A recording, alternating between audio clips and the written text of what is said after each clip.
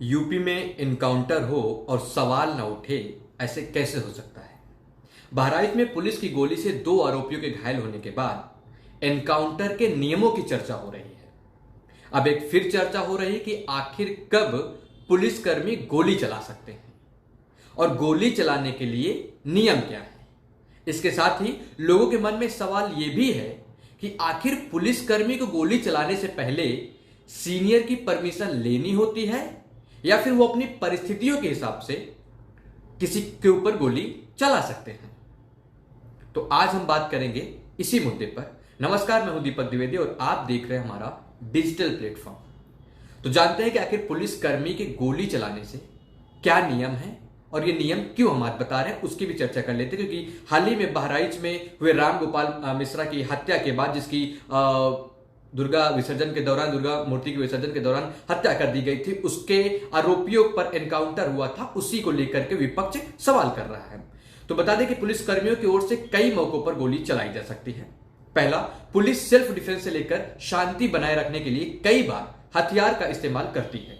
एक तो एनकाउंटर की स्थिति होती है जिसमें कोई कैदी या कोई अपराधी पुलिस की कस्टडी से भाग रहा हो या भागने की कोशिश कर रहा हो, तब पुलिस उस वक्त पुलिसकर्मी अपराधी को काबू में करने के लिए, मतलब पकड़ने के लिए ऐसा कर सकते हैं, वो गोली चला सकते हैं। लेकिन इसका नियम है, वो गोली कहां पे चला सकते हैं और क्या उसे जान से मार सकते हैं या नहीं। तो इसके साथ कई सारे मुद्दे हम उसी पर चर्चा कर रहे हैं। जैसे कि अगर कोई अपराधी पुलिसकर्मियों पर हमला कर देता है तो जान बचाने के लिए सेल्फ डिफेंस में पुलिसकर्मी गोली चला सकते हैं सामने वाले अपराधी पर जो उन पर हमला कर रहा है, उससे बचने के लिए वो अपने बचाव के लिए गोली चला सकते हैं। इसके अलावा कई बार दंगों में या फिर भीड़ कंट्रोल करने के लिए भी गोली चलानी पड़ती है। अब बात यह है कि स्थिति क्या होती है, कैसी स्थिति में पुलिसकर्मियों को मतलब गोली चलानी पड़ती है, कब परमिशन लेनी पड़ती है, कब नहीं। तो बता दें कि हर स्थिति में पुलिसकर्मियों को जांच से गुजरना होता है। हर एक एनकाउंटर के बाद एक एक जांच होती है जिसमें एनकाउंटर के कारणों पर विचार किया जाता है, उन पर चर्चा किया जाता है कि मतलब क्या इसके अलावा और कोई विकल्प होता, क्या हो सकता था उस पर। तो अगर एनकाउंटर में किसी व्यक्ति की मौत हो जाती है तो एफआईआर भी दर्ज होती है और जांच की जाती है। सवाल यह है कि क्या पुलिसकर्मियों को अपने सीनियर से गोली चलाने से पहले अपने सीनियर अधिकारियों से परमिशन लेनी होती है, नहीं। तो इसकी भी अलग अलग क्राइटेरिया है। इसका भी जवाब यह है कि हां, अगर वो मतलब इसका जवाब यही कि हां और नहीं दोनों है, मतलब ये कह नहीं सकते कुछ भी, क्योंकि हर स्थिति पर निर्भर करता है कि गोली चलाने के लिए परमिशन की जरूरत है या नहीं। जैसे बताते हैं आपको कि अगर कोई पुलिसकर्मी सेल्फ डिफेंस में गोली चलाता है, जैसे हम बता रहे हैं कि अगर उसको सेल्फ डिफेंस में गोली चलाता है तो उन्हें परमिशन की आवश्यकता नहीं होती है। क्यों? क्योंकि अगर सामने से कोई आप पर वार कर रहा है तो आप तो उसे बचेंगे, लेकिन उसका नियम है, अगर किसी पुलिसकर्मी पर हमला होता है तो अपने बचाव में फायर कर सकता है, लेकिन उन्हें भी पैर पर ही गोली मारने का अधिकार है। मतलब वो जो बचाव के लिए, सेल्फ डिफेंस के लिए आप गोली मारेंगे तो उसके पैर पर ही गोली मारें, जिससे कंट्रोल किया जा सके, उसे जान से मारने का अधिकार नहीं है। इस स्थिति में सीनियर की परमिशन की जरूरत नहीं होती। वहीं कैदी को काबू करने की स्थिति में भी आवश्यक बल का प्रयोग किया जाता है। यह स्थिति पर परमिशन निर्भर करता है, मतलब परमिशन आपको लिए निर्भर करता है और परमिशन की आवश्यकता है या नहीं, यह निर्भर करता है। अब पुलिस को परमिशन देता कौन है?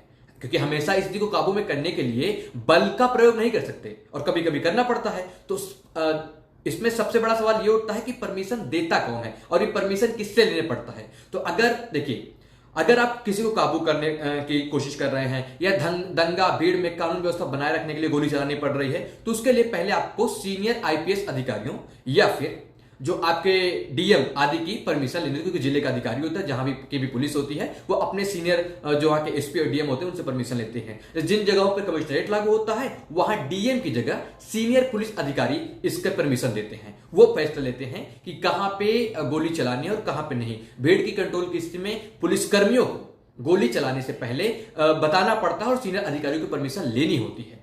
यह होता है प्रॉपर क्राइटेरिया कि कब पुलिस कहां कैसे परमिशन लेती है, और फिर परमिशन लेकर ही फायरिंग करते हैं। और क्या फायरिंग करना है या गोली चलाना है किसी के ऊपर, किसी को कंट्रोल करने के लिए, ये सारा डिसीजन लिया जाता है।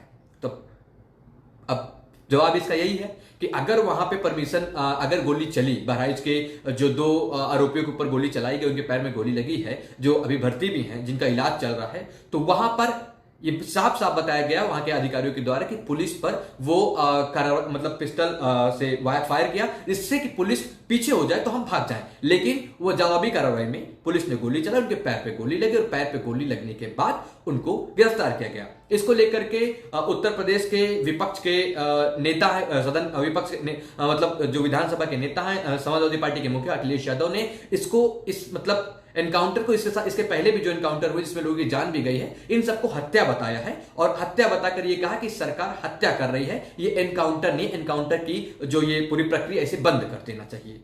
अब आप इसमें क्या सोचते हैं कि क्या पुलिसकर्मी पर जब वार हो, जब उस पर फायर हो, तो क्या उसे जवाबी कार्रवाई करनी चाहिए, या फिर परमिशन लेने के चक्कर में या हमारे सूबे के या हमारे नेता लोग नाराज ना हो जाए, उनको खुश करने के लिए वो गोली ना चलाओ, अपराधियों को जाने दें या फिर खुद पे गोली सहे?